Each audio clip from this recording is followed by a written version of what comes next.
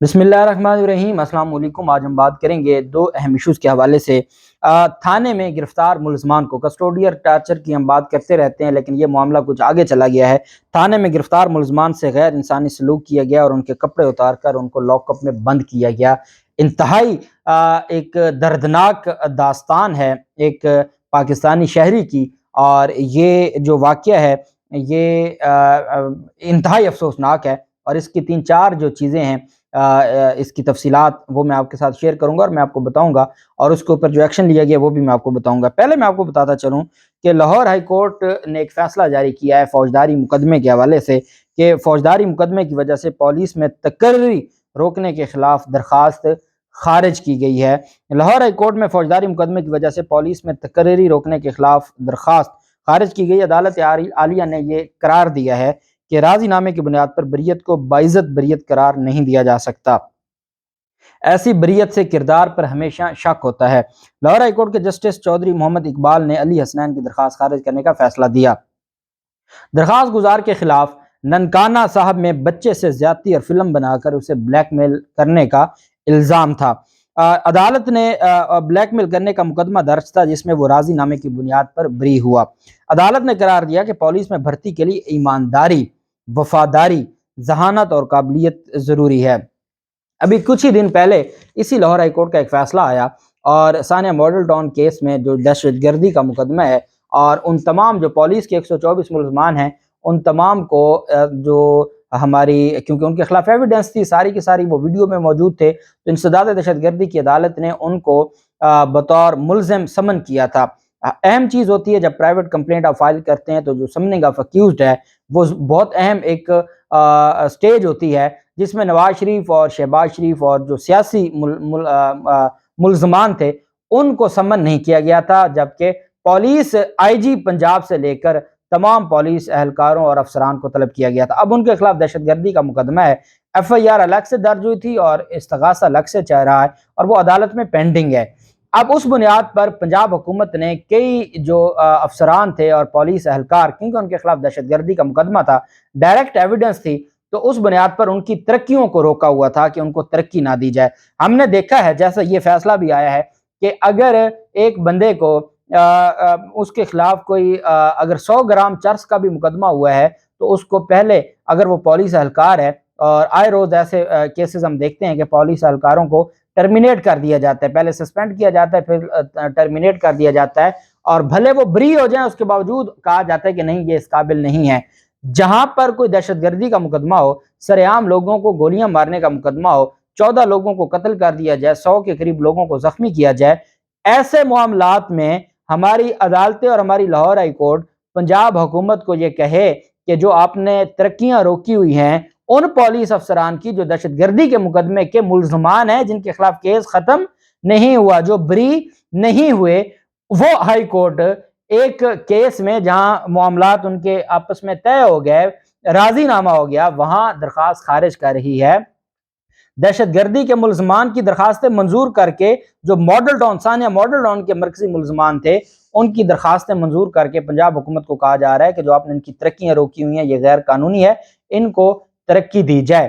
جبکہ ایک عام آدمی جو ایک کیس ہے، بھلے وہ ایک گھنونا کیس ہے، اس میں تو ہم اس کی تو وکالت کر ہی نہیں رہے نا، ہم کہتے ہیں کہ نہ ان کی ترقی ہونی چاہیے تھی، نہ یہ اس قابل ہے کہ ان کی ترقی ہونی چاہیے۔ میں آپ کو صرف 2 طرح کا جو ہمارا نظام ہے، نظام انصاف، وہ بتا رہا ہوں کہ لاہور ہائی کورٹ نے کہا کہ بھلے وہ بری ہو گیا تھا، لیکن کوئی میرٹ پر بری نہ ہو اور راضی نامے کی بنیاد پر بری ہو تو جو شک ہے وہ ہمیشہ اس بندے پر قائم رہتا ہے۔ عدالت نے کہا کہ پولیس میں بھرتی کے لیے ایمانداری، وفاداری، ذہانت اور قابلیت ضروری ہے۔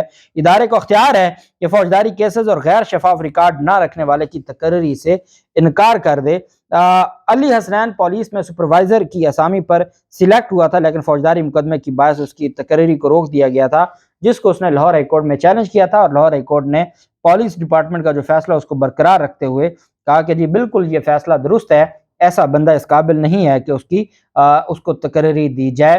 اور میں نے جو میں کمپیریزن کر کے آپ کو بتا رہا تھا کہ یہ ہمارا نظام ہے۔ دوسری طرف کوئٹہ کا یہ واقعہ ہے، پاکستانی شہری ہیں، ان کو گرفتار کیا گیا اور گرفتار کر کے ان کو ننگا کیا گیا، برہنہ کیا گیا، اور پھر उनके कपड़े उतार के उनको लॉकअप में बंद कर दिया।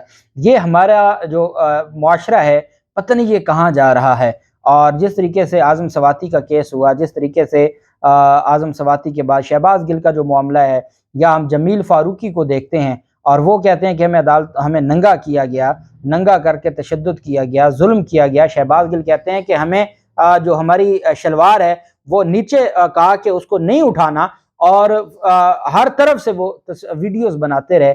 ये जो तशद्दुद है, ये जिस्मानी भी है, ज़हनी भी है, जिनसी भी तशद्दुद है। ये हमारा मुआशरा कहाँ जा रहा है?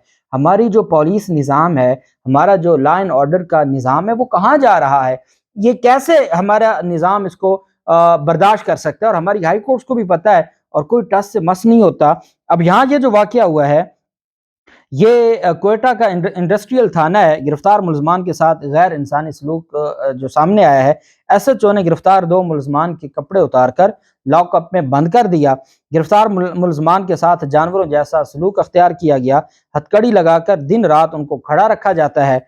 गिरफ्तार शख्स का कहना था कि वाशरूम भी इस्तेमाल करने की इजाज़त नहीं दी जाती। ये हम एक इस्लामी मुआशरे की बात कर रहे हैं जहाँ पर कैदियों के भी हकूक़ होते हैं। जब किसी को कैद किया जाता है, जो असीर हैं उनके भी हकूक़ होते हैं, और बाकायदा जो असीर हैं उनको कोई भी खैरात करता था तो वो असीरों को हिस्सा देता था, उनको खाना देता था कि ठीक है वो कैदी हैं, उन्होंने जो जुर्म किया उनको सज़ा मिलेगी, कत्ल किया है वो फांसी चढ़ जाएंगे, उन्होंने कोई और जुर्म किया, चोरी की है, उनको सज़ा होगी। लेकिन गैर इंसानी सलूक जब मुसलमान जंग करते हुए जो गैर मुस्लिम फौजी होते थे उन पर भी गैर इंसानी सलूक करने का इजाज़त नहीं थी। चे जाए कि वहाँ पर जो बाकी उनके अवाम थी या जो वहाँ पर बुजुर्ग थे, ख़वातीन, बच्चे, उनको तो हाथ भी नहीं लगाना था। फौजियों के साथ भी गैर इंसानी सलूक करने का इख्तियार नहीं था। और हम जिस मुआशरे में हैं, यहाँ क्या होता जा रहा है कि उनको लॉकअप में बंद कर दिया, कपड़े उतार दिए, हथकड़ी लगा दी है, वो बैठ नहीं सकते, उनको ऐसा बांधा हुआ है कि वो खड़े हैं, उनको वॉशरूम तक नहीं जाने दिया जाता, उनको खाना नहीं दिया जा रहा। ये हमारा मुआशरा है। ये तो जानवरों से भी बदतर मुआशरा इन्होंने बना दिया है बदबख्त जालिमों ने। गिरफ्तार शख्स ने जो वीडियो पैगाम दिया है, जब उनको अदालत में बाद में पेश किया गया तो उसने सारी बात बताई। उन्होंने कहा कि यहाँ तो वॉशरूम भी इस्तेमाल करने की इजाज़त नहीं दी जाती। वो मुलज़म जिस पर 302 की दफ़ात शामिल हों, आईन पाकिस्तान इस मुजरिम के साथ भी इस तरह तज़लील का हुक्म नहीं देता, तज़लील की इजाज़त नहीं देता। और इस तरह कपड़े उतार कर जो तज़लील किया गया, पुलिस का काम अवाम की जान और माल की हिफाजत करना है ताकि इंसानियत की तज़लील ना हो। लेकिन बदकिस्मती ये है कि हमारी जो हमारा मुआशरा है और कस्टोडियल जो टॉर्चर है वो दिन ब दिन बढ़ता जा रहा है। आज़म सवाती गिरफ्तार है और आज़म सवाती को आज अदालत में पेश किया जाना है। आज़म सवाती के बेटे ने, ये कल फवाद चौधरी ने प्रेस कॉन्फ्रेंस में कहा कि आज़म सवाती के बेटे ने रोते हुए कॉल की है इमरान खान को और ये कहा है कि मेरे बाप को आज जब जिस्मानी रिमांड 2 दिन का ख़त्म होगा और अदालत में पेश करेंगे तो रास्ते में ही पुलिस मुकाबले में मरवाने का प्लान किया गया है। ये चीज़ें ये हमारे मुआशरे को तबाह कर देंगी। और यहाँ पर जो हमारी अदालतों का निज़ाम है और हमारी अदालतों का जो किरदार है, इंतहाई मायूस कुन है, इंतहाई मायूस कुन है, जिसकी जिस पर दुख का इजहार किया जाए वो कम है। और अल्लाह करे हमारे मुल्क में कभी अदालती निज़ाम ऐसा आए जो वाकई जो हमारे इस्लाम ने एक काजी का कंसेप्ट दिया था और इंसाफ का कंसेप्ट दिया था, अल्लाह करे वो हमारे मुल्क में राइज हो। अल्लाह पाक पाकिस्तान का हामी नासिर हो। बहुत शुक्रिया। अल्लाह हाफिज़। पाकिस्तान जिंदाबाद।